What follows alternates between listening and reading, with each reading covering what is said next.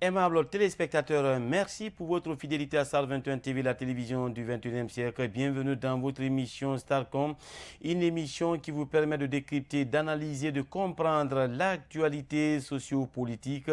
Aujourd'hui, on s'intéresse aux élections présidentielles en Guinée.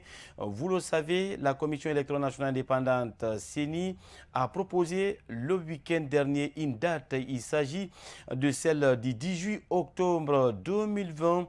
Après l'annonce de cette date, les avis des uns et des autres restent partagés, notamment celui des hommes politiques et ceux de la société civile. Pour en parler, nous avons comme invité M. Ba Ouri, homme politique et ancien ministre. M. Ba, bonjour et merci d'avoir répondu à notre invitation. Bonjour et merci pour votre invitation. Alors, l'actualité reste dominée par cette date annoncée le week-end dernier par la Commission électorale nationale indépendante, la CENI, qui propose la date du 18 octobre 2020 pour la tenue des présidentielles. Vous êtes homme politique et ancien ministre. Quelle lecture faites-vous de cette proposition de la CENI? La CENI prend la responsabilité de proposer une date. Cela veut dire qu'elle considère que techniquement, elle est prête à l'organiser. Or, nous savons que notre fichier électoral est totalement corrompu. Ce n'est pas nous qui le disons. En plus de ce que nous en pensons, l'Organisation internationale de la francophonie, la CEDEAO, ont déclaré que ce fichier est corrompu. Donc, ne peut pas être utilisé pour une organisation efficace et apaisée d'un scrutin aussi important qu'une élection présidentielle. Ça, c'est le premier élément.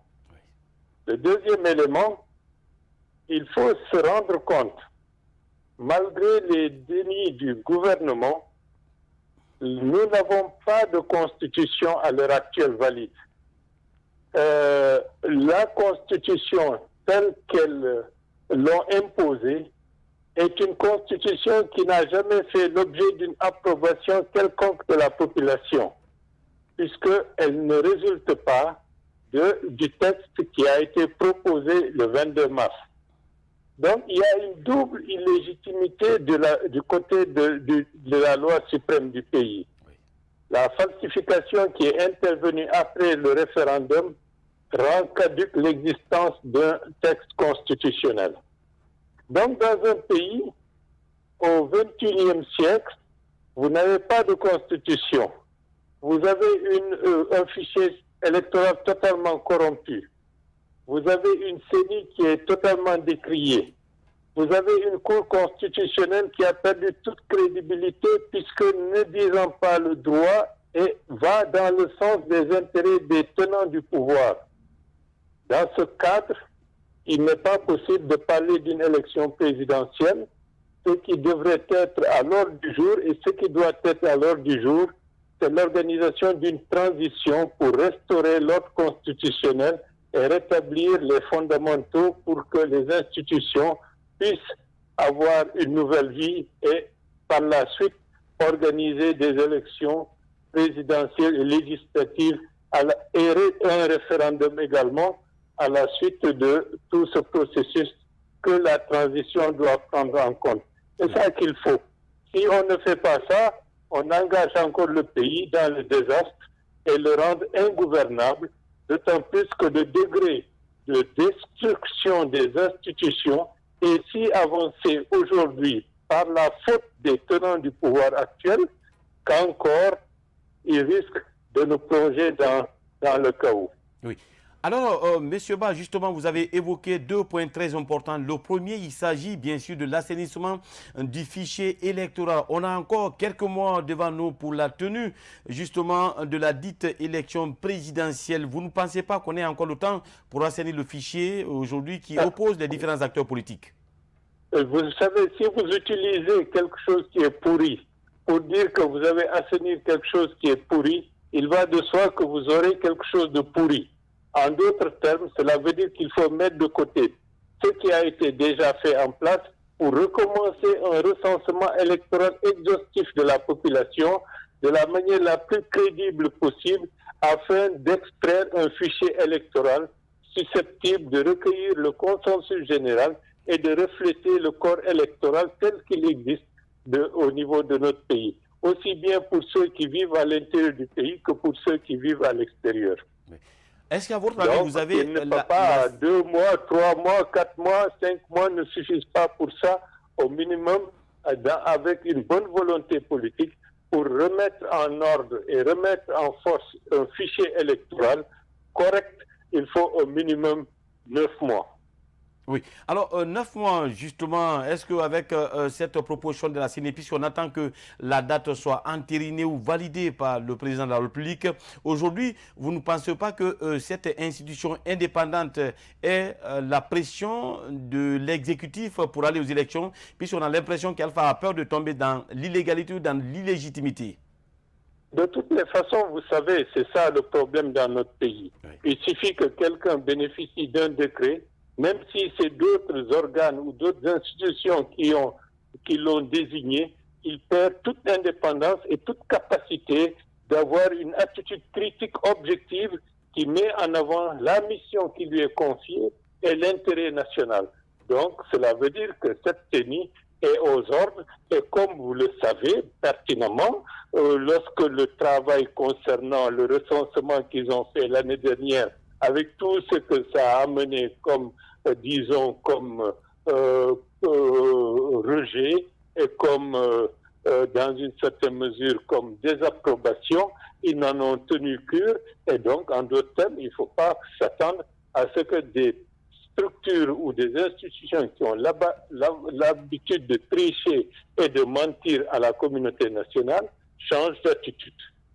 Oui. Alors, justement, parlant de ces élections présidentielles, beaucoup d'interrogations, même si le parti au pouvoir n'a pas encore tenu son congrès pour nous annoncer officiellement son candidat, beaucoup de rumeurs, justement, concernant la candidature du président Alpha Condé. Vous êtes homme politique. Est-ce que vous préjugez quelque chose? Est-ce que vous en pensez qu'Alpha sera candidat en 2020? Bon, vous savez, tout ce qui a été fait, violer la Constitution de 2010, malgré les dispositions d'intangibilité, plus d'une centaine de morts dans ce pays, refuser de communiquer et de discuter avec d'autres chefs d'État de la CEDEAO qui étaient mandatés pour venir s'enquérir de l'évolution de la situation dans notre pays, refuser d'écouter les autorités morales, les autorités religieuses, faire face avec morgue contre sa jeunesse. Vous n'allez pas me dire que tout ça s'est fait pour simplement le besoin d'avoir un texte qui, en définitive, est autre que celui qui a été proposé. Donc, en d'autres termes, M. Alpha Condé ne ferait jamais ça pour quelqu'un d'autre. Donc, l'objectif est clair, c'est coûte que coûte imposer un troisième mandat. Oui. Bon, maintenant, l'homme propose, Dieu dispose. Mais ce que je dois dire, le peuple de Guinée avait dit 2 mandats, pas plus. Depuis très longtemps, nous nous battons pour qu'il y ait une alternance démocratique fiable, paisible, tranquille. Mais malheureusement, il y a des démons qui habitent les esprits de certains de nos responsables qui font que, à chaque fois qu'on s'attelle vers cette dynamique d'alternance démocratique, ils trouvent les moyens de nous faire revenir en arrière, quitte à briser des vies et à briser l'élan du développement du pays. C'était vrai en 2001, ça l'est vrai aussi en 2020, comme en 2000, à tout moment. C'est cette question qui fait des problèmes et des problèmes et qui plonge la Guinée dans des tragédies et dans le désordre. Oui. La Cour constitutionnelle en assume l'entière responsabilité d'avoir piétiné nos lois, d'avoir permis l'irréparable pour qu'on parle encore de nouvelles élections avec le président qui a fait plus de 2 mandats. Oui. Alors, gardez la ligne, M. Ba. Nous allons vous proposer justement un reportage de la rédaction politique de Star 21 TV concernant bien sûr cette date qui a été proposée par la CENI. C'est la réaction bien sûr d'un des députés élus le 22 mars 2020. On vous retrouve dans un instant. La stabilité politique, même nationale, dépend d'une bonne organisation de ces élections majeures, ce qui est la présidentielle. Il y a assez de revendications, il y a assez de problèmes autour des fichiers. Les élections antérieures, il y a eu des citoyens, des Guinéens qui se sont vus tout simplement retirés du fichier. Ils avaient même leur carte d'électeur. Il faut prendre tout ça là en compte. Il faut se rassurer que le fichier sera bon avant la tenue des élections. Et il faut se rassurer que les parties prenantes aux élections sont établies dans leurs droits en ce qui concerne les revendications dues au fichier et à une bonne organisation. Si cela est fait, moi je pense qu'on ne peut que se soumettre à leurs décisions. Les institutions doivent servir la nation et pas un homme. Lorsqu'il s'investit dans le cadre de rendre service à la Guinée, ils peuvent assainir le fichier. Mais s'ils veulent servir une personne, je ne crois pas qu'ils pourront servir, qu'ils pourront vraiment satisfaire le peuple de Guinée. En tout cas, ce que j'exhorte à la CENI, c'est d'être une institution nationale, c'est-à-dire être là pour le peuple de Guinée, être là pour la Guinée, pas pour un individu, pas pour un homme, pas pour un système, mais pour la Guinée. Donc ça, Oui. L'émission Starcom se poursuit sur ce plateau de Star 21 TV, la télévision du 21e siècle, avec bien sûr notre invité parcours. Il s'agit bien sûr de M. Ba Ouri, homme politique et ancien ministre. Alors, M. Ba, vous avez suivi ces inquiétudes de ce député. Il s'agit bien sûr de Ablai Kourouma, il est le président du Rassemblement pour la Renaissance et le Développement. Quelle est votre réaction là-dessus? Je n'ai rien à dire, sinon que la CENI ne joue pas son jeu. La CENI n'assume pas ses responsabilités vis-à-vis du peuple guinéen. Oui. Alors, la CENI, justement, a changé de tête. L'institution qui est habilitée à organiser les élections en Guinée a désormais un homme à sa tête. Il s'agit bien sûr des cabinets Cissé. Est-ce que vous hésitez de la crédibilité morale de ce président de la dite institution? Ce n'est pas une personne qui entre en ligne de compte, c'est l'ensemble. Et à l'heure actuelle, c'est une CENI. Elle est composée de 17 personnes et ces 17 personnes sont co-responsables de ce que la CENI en tant qu'institution fait. Oui, mais la CENI quand même est composée des représentants des partis politiques. Vous ne faites pas confiance à vos représentants au sein de cette institution? Non, en tant que parti politique, nous n'avons pas de représentants au niveau de cette commission électorale nationale indépendante. Oui. Mais à partir du moment où ils sont à la CENI, ils représentent l'institution et ils sont tous co-responsables. Oui. Alors, des rumeurs parlent d'une main tendue du président par rapport, bien sûr, à la reprise des négociations. Vous êtes un homme politique. Est-ce qu'aujourd'hui, au cas où Alpha vous appelait pour une reprise des négociations avec une main franche, êtes-vous prêt à revenir autour de la table de négociation? Bon, vous savez, au moment où il fallait se retrouver autour de la table, utiliser le dialogue pour résoudre les problèmes du pays, ils n'en ont pas tenu compte. Ils ont refusé d'écouter des chefs d'État étrangers de la CEDEAO. Ils ont refusé d'écouter les autorités morales de la Guinée. Ils ont refusé d'écouter les chefs religieux. Ils ont refusé d'écouter la jeunesse, une bonne fraction de la jeunesse. Ce n'est pas lorsqu'après avoir fait ce qu'ils ont fait, en justifiant cela, en disant que dans d'autres pays, certains sont morts, mais ça ne les a pas empêchés de faire ce qu'ils ont voulu faire, qu'on va maintenant dire qu'on va se retrouver autour de la table. Ce que je dois dire, nul ne peut refuser le dialogue. Même si vous êtes en guerre, la négociation fait partie aussi de la manière de faire la guerre. Et dans le contexte actuel, il y a un chemin qui a été tracé par la communauté internationale et par tous les acteurs majeurs et qui veulent la stabilité de la Guinée. Le chemin de la discussion, du dialogue, doit passer par la CEDEAO. Oui. Alors, justement, M. Ba, autre actualité, c'est ces instructions que le président de la République, Alpha Condé, a données à son ministre de l'administration du territoire et de la décentralisation, Bourema Condé, par rapport à l'installation des chefs de quartier, présidents de district, un combat que l'opposition a mené très longtemps, mais jamais l'opposition a obtenu gain de cause. Comment vous analysez cette sortie du président Alpha Condé? Bon, vous savez, c'est une manière de dire on va leur donner des sucettes. Certains d'entre eux vont s'en réjouir et vont s'en contenter pour qu'on puisse passer à la suite de ce qu'ils veulent faire. Ils veulent embarquer certains pour les élections présidentielles. Donc, on distribue des sucettes et certaines personnes ou certains responsables vont se contenter de ces sucettes pour participer à une élection présidentielle dans des conditions tout à fait obscures et qui vont valider tout ce qui a été fait durant ces derniers mois aux grandes dames des intérêts de la Guinée et des intérêts du peuple guinéen. Oui. Pourtant, ça faisait partie des accords qui ont été signés entre l'opposition et la majorité présidentielle. Non, vous savez, les accords concernent des partis, ce n'est pas l'ensemble de l'opposition. Oui. Donc, ça n'engage que ceux qui ont signé cela. OK. Alors, autre actualité, Monsieur Ba, c'est par rapport bien sûr au remaniement que le président vient d'effectuer.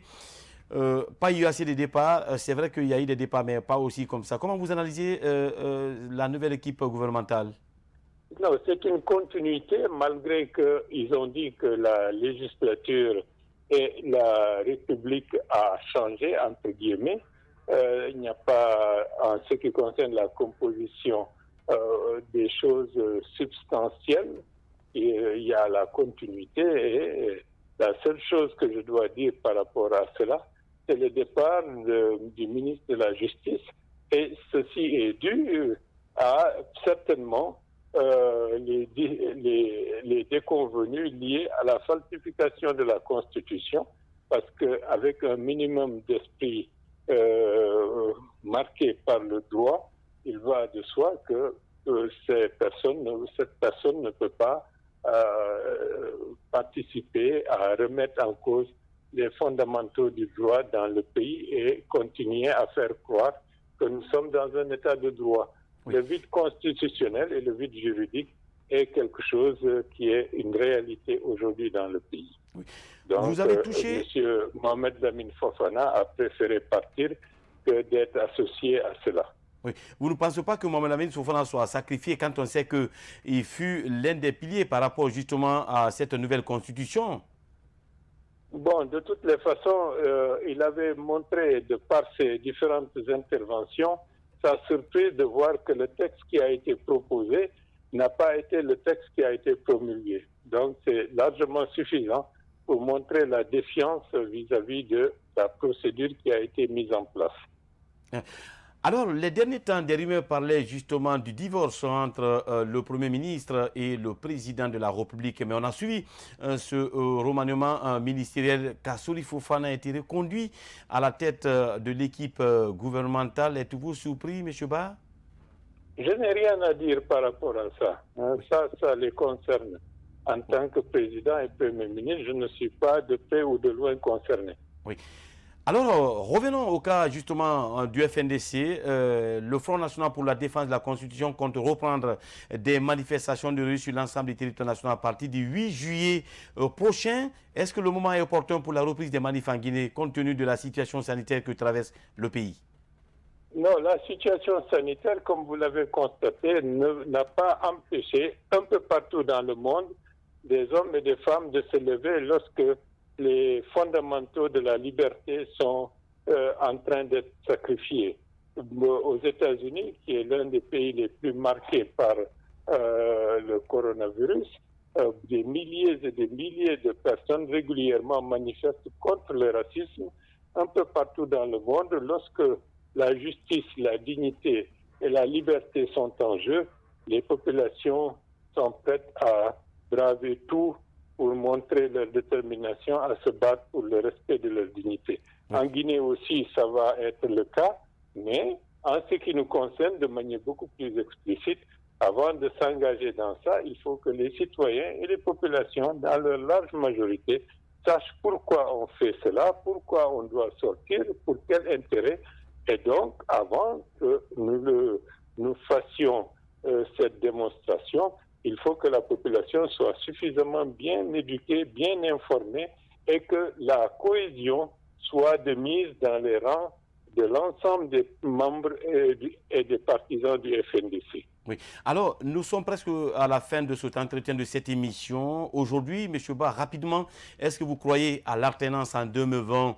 Et en plus, quel message particulier avez-vous à lancer à l'endroit du peuple guinéen déjà à quelques jours de la reprise des manifestations du FNDC sur l'ensemble du territoire national? Je dois dire à la population guinéenne ce qui est l'objectif politique majeur. Il faut une transition dans le pays. C'est ça qui peut permettre de sauver la République, de remettre le pays sur les rails afin d'avoir une sortie de crise solide et pérenne. Toute autre aventure ne mènera qu'à plonger le pays encore davantage dans la désolation. Ça, c'est le premier élément. Le deuxième élément, c'est de dire qu'en toute occasion, la question de la liberté, la question de la démocratie, la question de la dignité ne doit souffrir d'aucun complexe et c'est tout à fait légitime de se battre pour le respect de ces valeurs. Et rien n'est perdu, au contraire, il faut que les gens croient en la possibilité de changer les choses parce que le contexte est suffisamment mûr.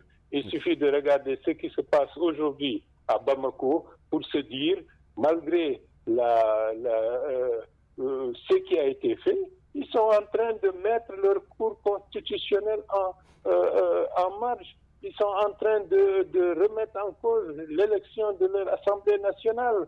Et nous sommes en train de pleurnicher. Non, nous ne devons plus pleurnicher. Oui. Nous devons faire en sorte que le pays se remette sur les rangs et que la Guinée soit, comme elle l'était, celle de 58, celle du 28 septembre 2009, c'est-à-dire des hommes et des femmes prêts à braver tout pour la liberté et pour la démocratie dans leur pays. Parce que sans cela, il y aura toujours des tragédies, il y aura toujours des pleurs, parce que certains croient qu'en méprisant et en étouffant les Guinéens, on peut se permettre de faire ce que bon leur semble. Oui. L'impunité doit cesser définitivement. Oui. Alors, rapidement, M. Ba, avez-vous la certitude, avez-vous la confiance qu'il y aura alternance en 2020?